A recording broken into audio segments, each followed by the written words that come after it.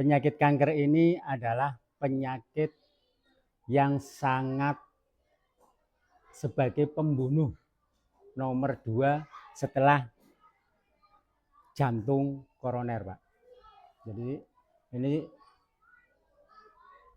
penyakit yang sangat berbahaya. Dan dari tahun ke tahun itu semakin bertambah. Walaupun usaha pemerintah selalu memberikan masukan-masukan, memberikan solusi-solusi, tapi tetap di masyarakat itu bukannya menurun tapi bertambah. Nah, untuk itu nanti akan saya sampaikan apa itu kanker, kemudian dari mana munculnya, kemudian bagaimana deteksinya, bagaimana solusinya, dan bagaimana mengobati atau menghindarinya. Bapak Ibu sekalian yang saya hormati, kanker ini adalah tumbuhnya sel secara tidak normal. Jadi pertumbuhan sel yang secara tidak normal itu bisa muncul di kepala, di otak, di payudara, kemudian di beberapa tempat di dalam tubuh kita. Karena pada dasarnya manusia ini mempunyai sel kanker semua. Tinggal bagaimana mendapat pemupukan atau tidak. Nah, pemupukannya itu dari keseharian kita, dari lingkungan kita, dari pola makan kita. Salah satu penyebabnya yaitu genetik atau keturunan. Jadi apabila Bapak Ibu, punya mbah, punya ke atas, punya buyut, kok pernah menderita kanker, maka kita sebagai anaknya, sebagai cucunya juga sangat berpotensi terkena kanker itu. Tapi jangan khawatir, nanti insya Allah ada solusinya. Bagaimana cara memutuskan siklus atau tali penyakit itu tadi. Kemudian yang kedua, dari lingkungan kita. Apalagi pada sekarang ini kendaraan bermotor sangat padat, kita sering keluar tanpa masker. Nah itu asap knalpot, kemudian asap pabrik, itu juga memicu tumbuhnya kanker. Kemudian yang sangat besar sekali terkait radiasinya yaitu tower, Bapak Ibu.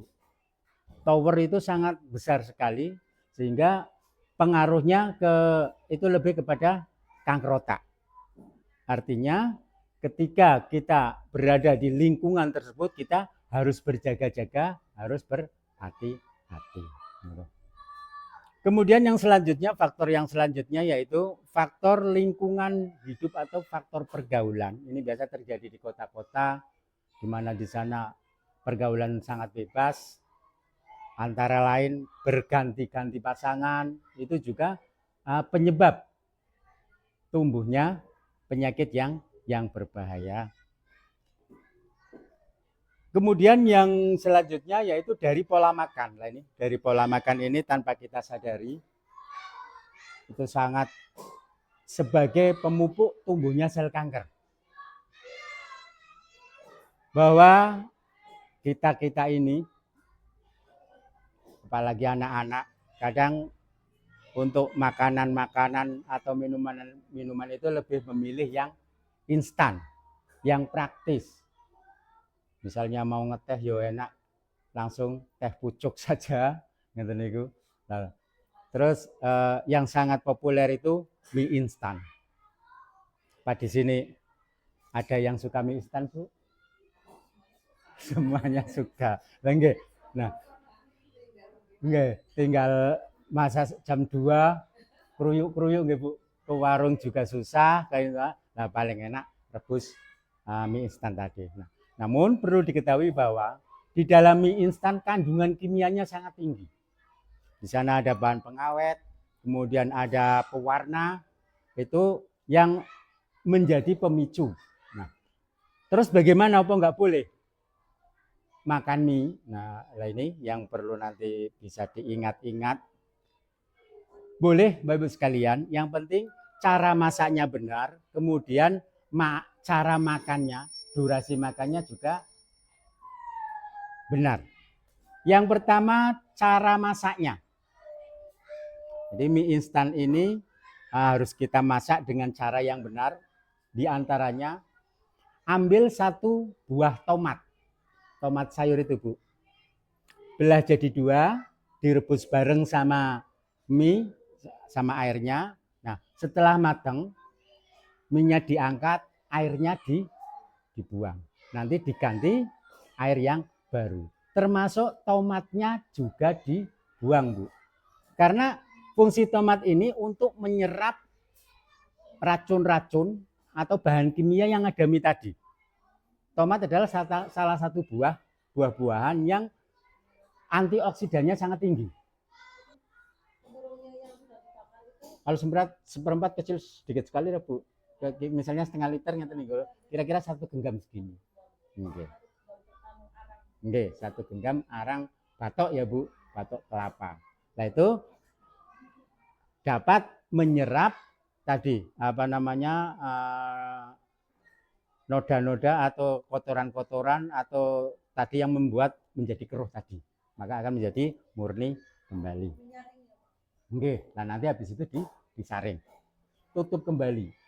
Nah, setelah matang segera diangkat, karena nasi yang dipanaskan lebih dari 18 jam itu juga sudah menjadi racun. Kandungan korosinya sangat tinggi. Boleh dibuktikan biasanya warnanya kuning, Bu.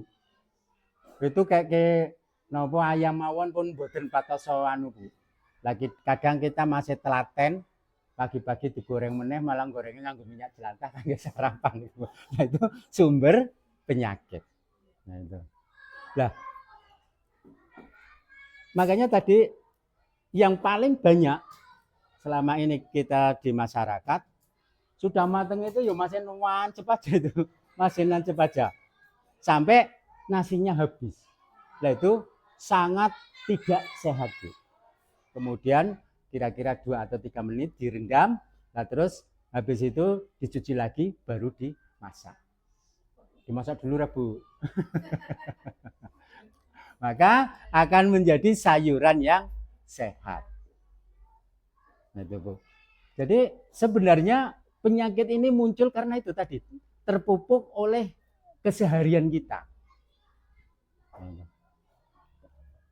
Apalagi yang suka vetsin itu, Bu, yang berlebihan, maksudnya boleh tapi juga tidak boleh berlebihan, karena vetsin itu, Bu, nanti di rumah sakit dipraktekkan itu benar-benar pemupuk itu, Bu, benar-benar pemupuk. Ambil vetsin yang kira-kira harganya Rp1.000 misalnya, dengan air 1 liter, masukkan, diaduk, kemudian di luar ada tanaman yang mau mati, Bu, disiram pakai itu tuh dalam waktu sebentar itu bisa subur, Bu. Nggih. Nggih, micin. Nggih.